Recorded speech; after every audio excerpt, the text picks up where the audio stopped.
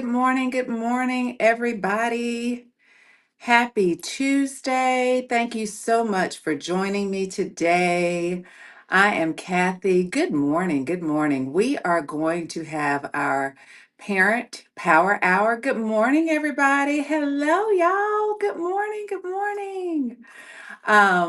I appreciate seeing your smiling, well, not smiling faces, but I can feel the warmth from you being in the room. So thank you so much.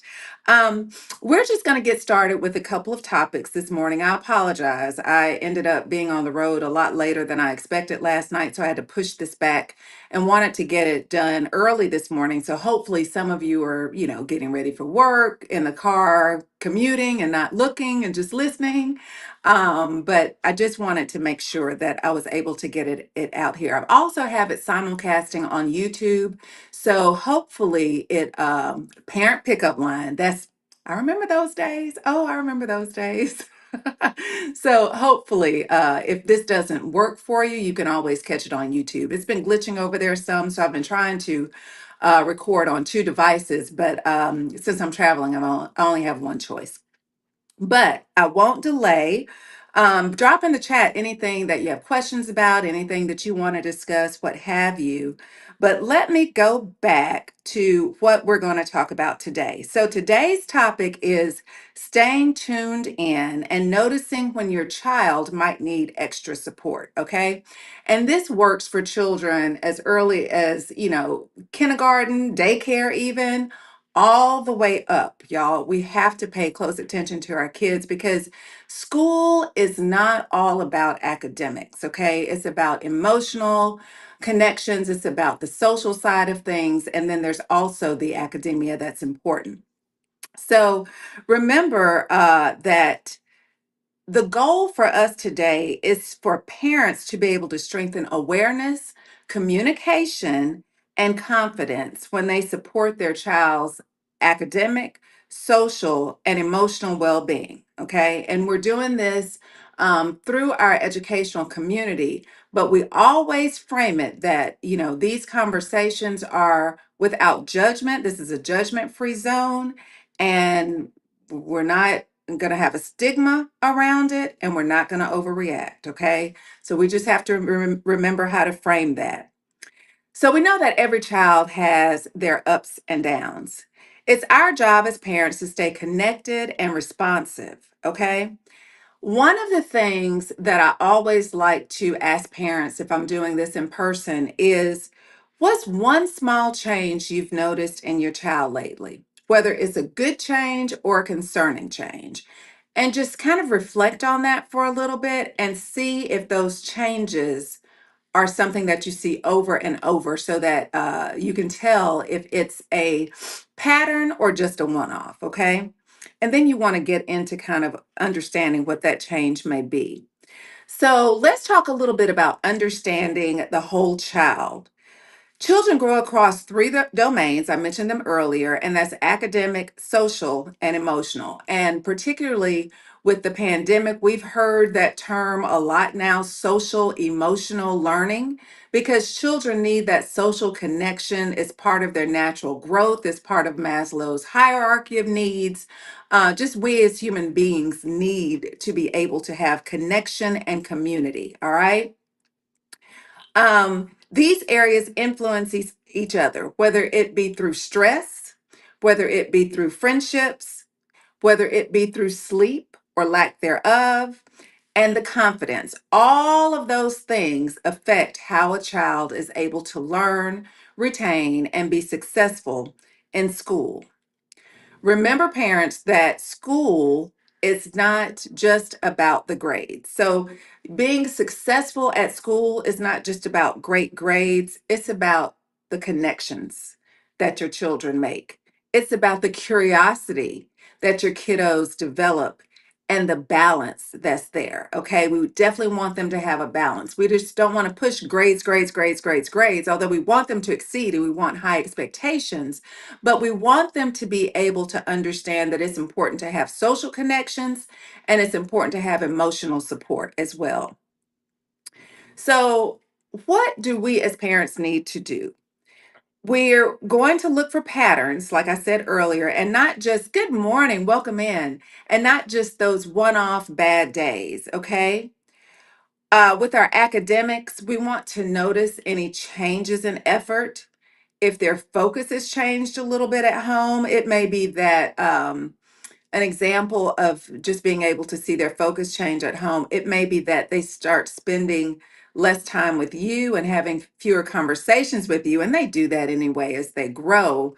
But pay attention to the other types of things that change. Like if your child is used to watching a football game with you, if that's something that they usually enjoy, and they stop doing that or stop spending so much time doing that and more time isolated, you kind of want to pay attention to that and just make sure there's nothing going on.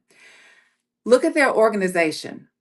If your child, and I noticed this with my oldest child when he was a teenager, he used to be a very, very almost OCD neat freak. Okay.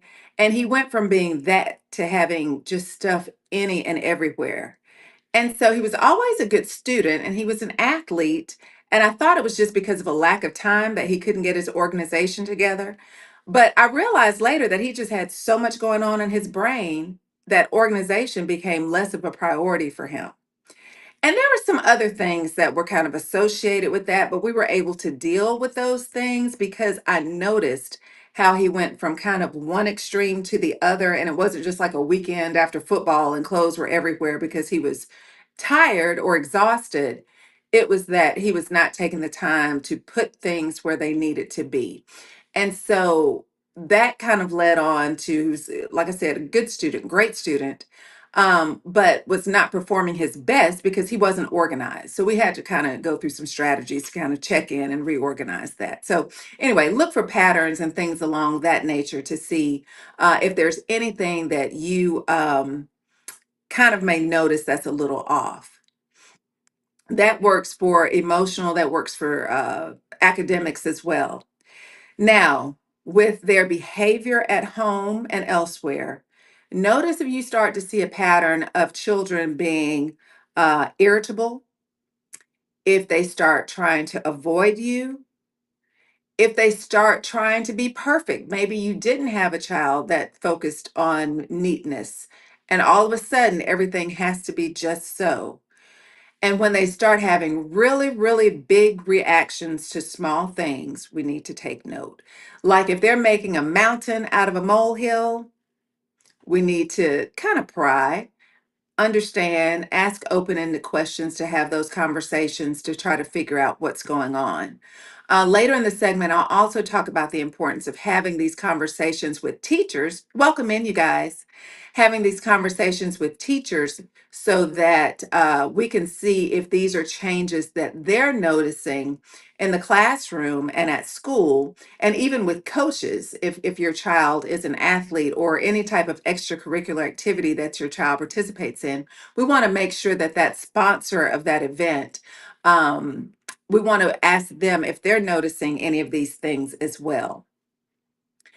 And then the physical signs, if they're more tired, they're sleeping a lot, or just kind of lethargic around the house. If they're having trouble sleeping, if you notice that maybe you get up at 1 or 2 in the morning and you hear rustling, they're still up, that's a sign that we need to look at. If their appetite changes, whether they kind of stop eating or lose weight quickly, or they do just the opposite, they start eating a lot more. Welcome in, guys. Good morning. Good morning. Good morning. If they start eating a lot more, then we want to make sure that we're kind of paying attention to that and asking further questions. And this is a big thing, you guys. Children, particularly younger children, but also adolescents, tend to hold stress, anxiety, even some forms of depression in their gut. Okay. So if they have stomach issues a lot of the times, or a week where their stomach is just upset, or they complain about a stomach ache, but nothing else is really going on. It doesn't seem like a stomach virus or something like that. We kind of need to pay attention to that because usually that's kind of where those cortisol hormones are coming from, and we want to make sure that the gut is not telling us something. I always reference the book The Body Keeps Score. And one of the ways that we can tell in children, because sometimes they're not able to verbalize and tell us what they're thinking, but we always want to make sure that we are paying attention to how they're feeling, because a lot of times those signs are held with those stomach aches and stomach pains. Okay. Um, so here's the rule of thumb: when something persists, intensifies, or spreads across settings, whether it be at home, at school, in a faith-based setting, or with their external friends, it's worth checking in. Okay, it's worth checking in. So let's have these conversations with our child. I always promote having conversations with our children, whether it be when we're picking them up, whether it be when we're dropping them off, whenever we can have that captivated time. And if you have older kiddos, it's even more important to have these conversations. And the key to these conversations is to always ask your child open-ended questions. Okay. Don't say something like, how was school today? And they can just say good. Ask them, name two things that were really good for you today at school and two things that you wish you could redo. Something like that. It could be something like, what was the one thing that you learned today that really, really made a difference and just made an impact in your brain? What part of your day felt the easiest? What part of your day felt the hardest? And then explore that a little bit. Ask them why and start kind of understanding and letting them know that you want, and it's always a judgment-free zone, judgment-free. You're just looking for information so you can identify ways to help. Okay. And then you always want to validate their feelings before trying to solve anything. Okay. So if they give you an example of something that was, just really, really terrible for them, you can say, well, that sounds frustrating, or, oh my goodness, that really sounds like it could have taken a toll. Do you want to talk about it more? Or do you want to take a break first? So you're letting them know you will have a conversation. You expect to have a conversation, but if they need some time and space between when you talk about that, you'll respect that for them. Okay. Make sure that when we have these conversations, the timing is right. Um, while driving, walking, or bed, right before bed, when it's kind of low pressure, low key times. If there's some situations that we need to have with our children, and our children may not have the best reaction to them, like if it's something that you need to, for a lack of a better word, fuss about, I like to recommend having that conversation after school versus before school, because it could bring kind of a burden on their thinking that you may not realize. Like I used to, for instance, I realized early on that if I went into my kiddo's room and it was a mess, my natural reaction was to fuss about it and like, clean this room up. I can't believe this room looks like this. What in the world? This is a pigsty. Da, da, da, da." Not the time for it. I had to go into adult mode and say, okay, this room is a hot mess. I'm going to discuss it with my child. And I'm talking to myself saying this. I'm going to discuss it with my child when he gets home, so we can then work through it, because it can set a cloud and it sets the tone for their day. And so you want to make sure that they're able to start their day on the best foot forward. When you're having these conversations with parents and caregivers, you also want to talk to them. When you're seeing signs, you want to ask them their observation and make sure you frame it. Remember, we're empowering parents. So the parent is going to frame that conversation. So it may be a situation where you are talking to the teacher and you say something like, I just want to notice anything, or I want to ask about anything that you've noticed about little Susie that's different. Now, I'm not looking for any judgments. I'm simply looking for observations. So you're letting your teacher know, the administrator know what your boundaries and expectations are for this conversation. Okay. I'm noticing Susie is just like really quiet at home. Are you noticing anything similar? Susie can be the chatty Cathy typically, and all of a sudden she's being quiet. So that's a difference in her behavior. So you want to ask the teacher, are you noticing that as well? Are you noticing anything similar? How is she acting in your class? Where is she sitting in your class? Has she changed her friend group that she sits around? Have you noticed anything more about her homework when she's turning it in? Is it timely? Because it has always been timely. Are you seeing that she's having incorrect answers when usually she would take the time and do her homework correctly? So get into those types of conversations. And remember, just like we said early on a few weeks ago when we were talking about preparing for parent teacher conferences and how you want to frame those, you're always asking and approaching the conversation as it's a partnership with you and the teacher or that instructional leader, and not a complaint. It's not a tug of war. It's not adversarial.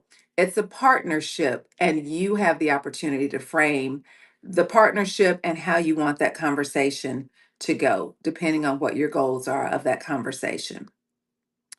So, when and how to offer support, you want to start with a simple structure, consistent routines at home, whether it be homework, sleep, downtime. We've talked about that before as well. Consistency and routines when children are school age, it's very important. Remember, our kiddos' frontal lobe, even if we have teenagers and we think that they're pretty mature, their frontal lobe is not developed fully until they're 25.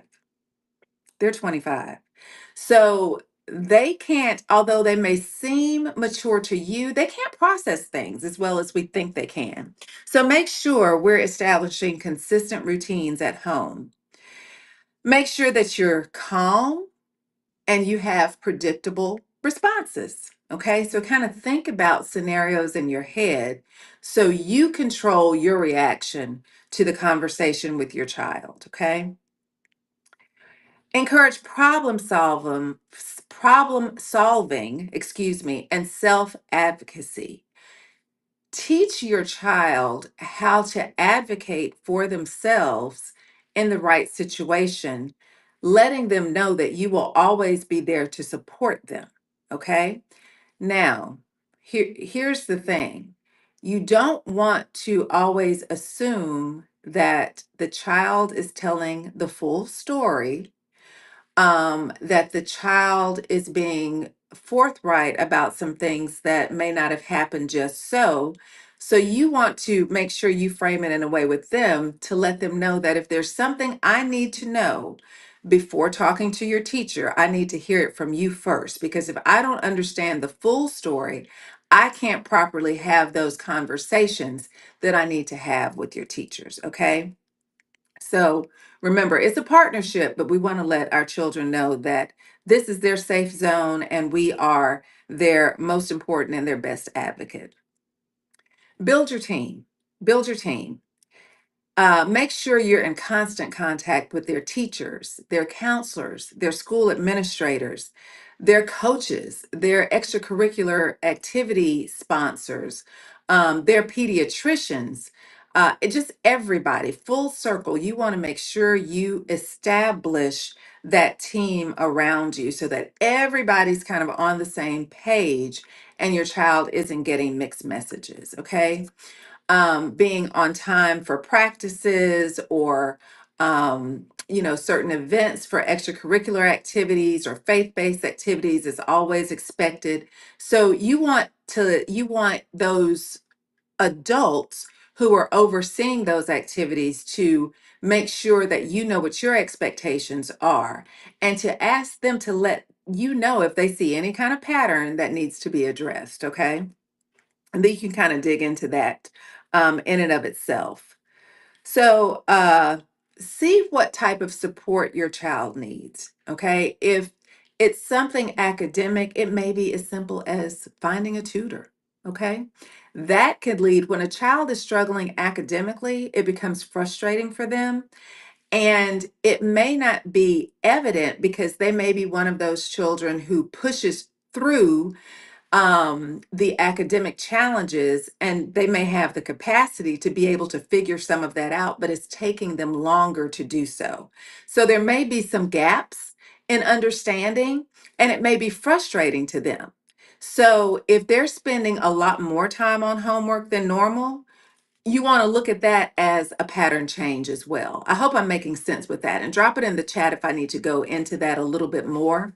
But essentially, if you have a child that's a good student and they usually do well, let's say in math, and their homework is done in a relatively short time frame, and all of a sudden they're spending hours on their homework trying to get it right, then that's something you want to explore. Either they're not able to focus as well as they once were, or they've come across some content that they don't fully understand. So you may want to offer some support with that as well, whether it's support with teacher support hours or tutoring that's available at school, or what have you. If your child is experiencing some emotional changes, therapy, counseling is always a great support. Okay. Don't ever feel like that's a stigma. Don't ever feel like that's a way that you feel like it's something you can't control as a parent.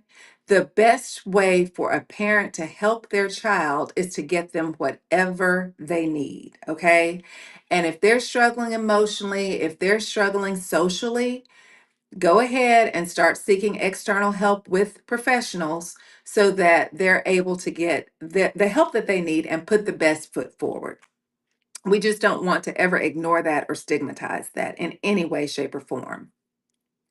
And let's see. Oh, and simply do more check ins just on a daily basis, on a weekly basis. Welcome in, you guys. Welcome in. Make sure that you're talking with your children and checking in and having those open ended conversations. Okay. And then the last thing is that I want you, this is your homework as parents this week. I want you to jot down a couple of things. So, this is your assignment. Think about one thing you want to observe this week and get a journal and write down whatever that thing is that you're observing. Write that on a piece of paper. And every single day, I want you to jot down a little note about what you observed regarding that particular thing. So let's say it's something like time spent in the bedroom, isolated in the bedroom.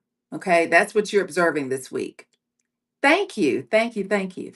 So that's one thing you're observing this week. So maybe, Susie is usually coming in like da, da, da, da, da, da, da, telling you all about her day, telling all about her friends, telling all about the drama at school.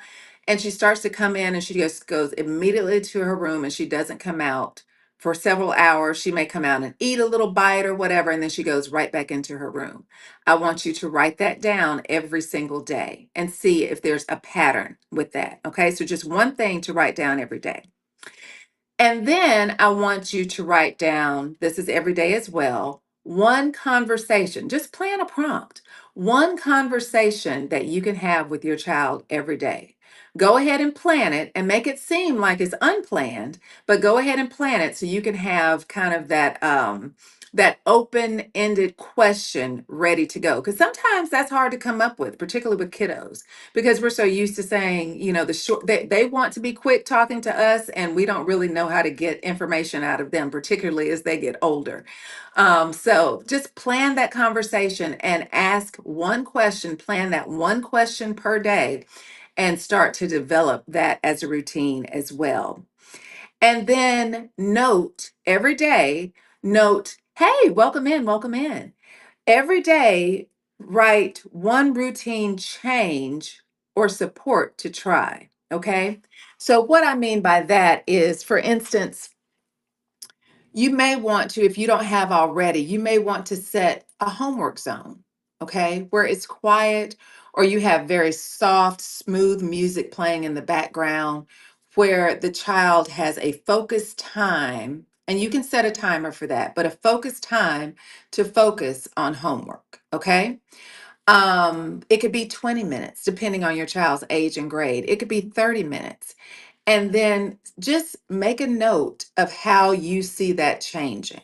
All right. So just like a little diary is what you're creating. And this is going to help you notice patterns with your children. Sometimes we take it for granted because we see them every day.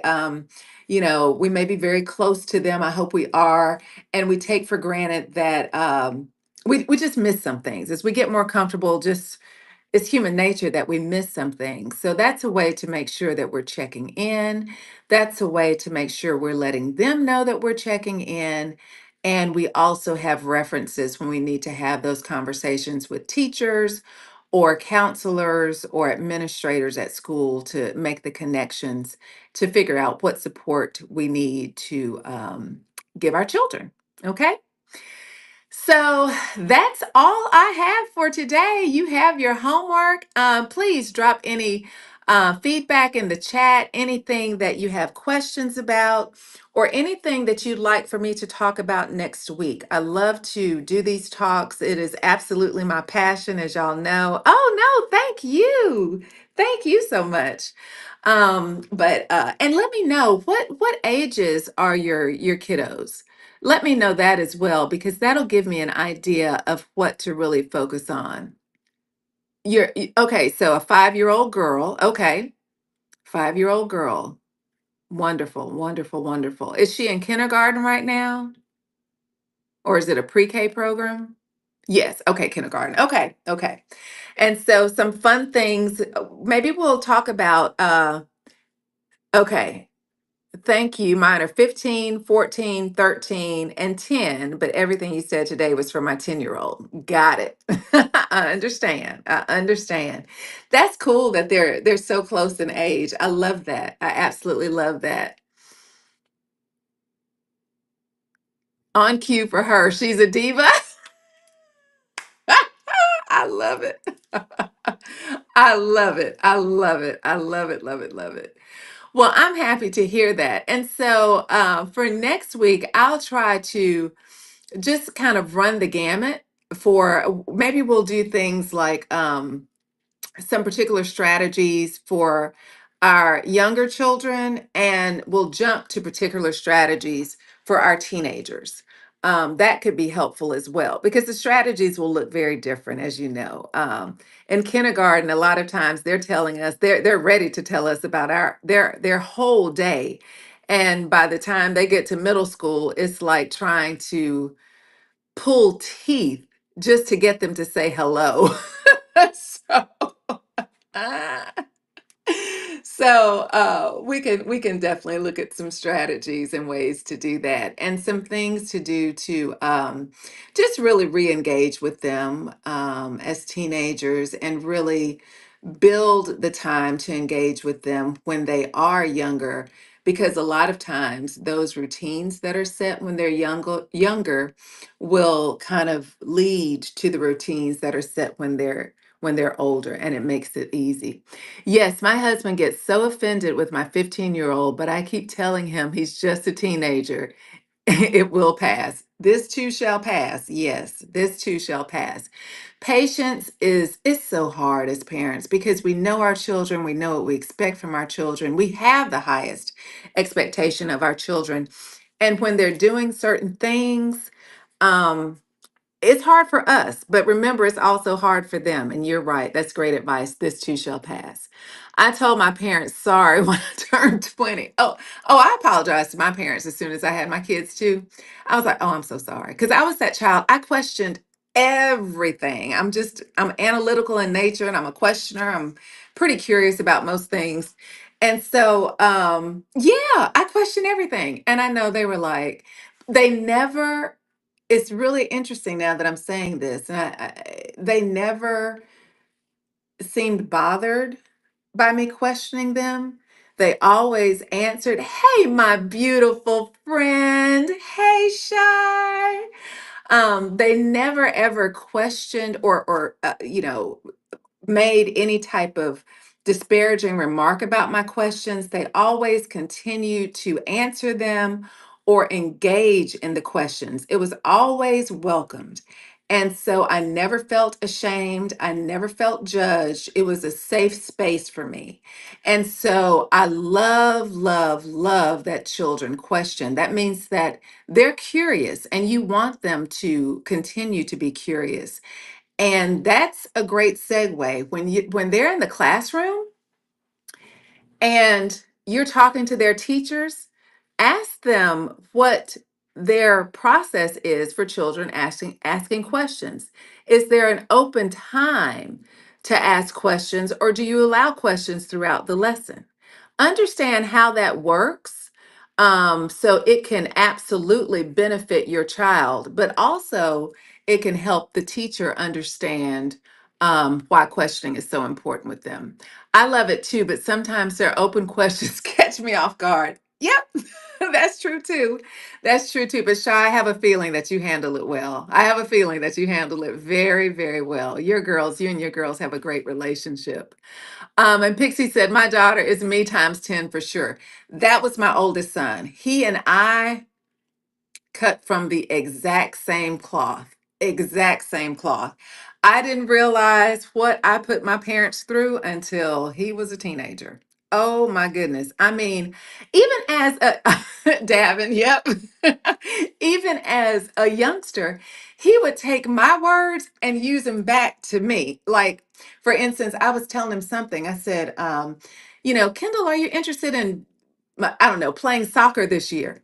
And he said, no. And I said, well, I think you should because. And he said, why did you even ask me what I wanted to do if you already were going to make me do it? And I think he was like 7 at the time. And I was like, oh, good point. So um, please include me in your prayers too. I will. I will. I absolutely will. My favorite question are when we have to look it up. Like, I don't know. Let's look. Yeah. Yep. Yep. Yep. Yeah, when you have to look it up together. And you all, this is also, I'm glad you said that. I talked about this in one of my earlier shows. And one of the things that we can always do is when your kiddos need some type of homework help and they're asking you, make sure to find out from your teachers what resources are available outside of the classroom. Typically, now with all of our curriculum in schools, there are online resources available for kiddos, but they're also available for us. For instance, I'll give you an example. A lot of parents talk about the new math, right? Because we're learning conceptually versus the algorithms and rote memorizations like 2 times 2 is 4 that we used to understand. Y'all, most math curricula have videos on a particular topic. Watch the video with your kid. It's teaching you and it's teaching them. You may be able to understand something that you've heard in that video that they had no idea about. And so it's able for you to make the connection, it's able for you to understand what they're doing, and you may be able to then help them because you heard it differently than they did. So just always just say, let's find some resources available, get some resources from your teacher that are available. You all spend some time together watching it together, your homework time, watching those together. And then a lot of times that's more beneficial. And it's less frustrating for the child and it becomes less frustrating for us as the parent as well. So I love this. Love, love, love this. Y'all, this is my passion, as y'all can tell. This and some jewelry and some clothes. But yeah, so anything that y'all have questions about, like I said, just drop it in the chat. Next week we will try to talk about those different strategies for the different age groups. We'll do the younger ages and then those teenage years. What are the strategies we can do for them to support them? All right. Thank you guys so much for joining me. I have appreciated you all today. It's been great conversation in the chat. Please know that when I scheduled these, just pin them. Let me see if I can put something on here to pin so that you all can pin it when I come on. I think I did a little thing for that. Hold on one second. I could have sworn I put something in here to pin, a sticker or something. It must not be in this one. Okay. Well, make sure to just bookmark me and look for this show every week. I apologize in advance. Sometimes I have to change the time at the very last minute because of my work schedule. And I'm traveling right now, so I had to change the time from last night to today. So y'all bear with me. I promise to show up. And I try to simulcast these on YouTube, so they should come up on YouTube within 24 hours. There's been some glitches lately. They're not always recorded there. Oh, wonderful. Thank you. Thank you, Cats in Pajamas. I love that name. I love it. You have a beautiful day as well. But my YouTube channel is Catches by Kathy. Hopefully, it's captured there. But when I can record from home, I'll try to record from two devices to make sure it's on YouTube as well. All right, y'all. Let's find somebody to rate. Let's find somebody to rate.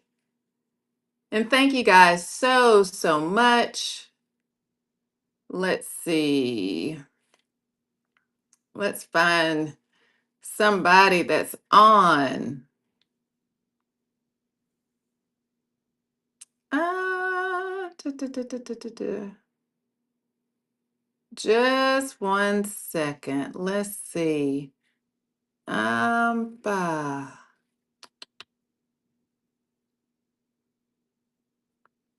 Doo.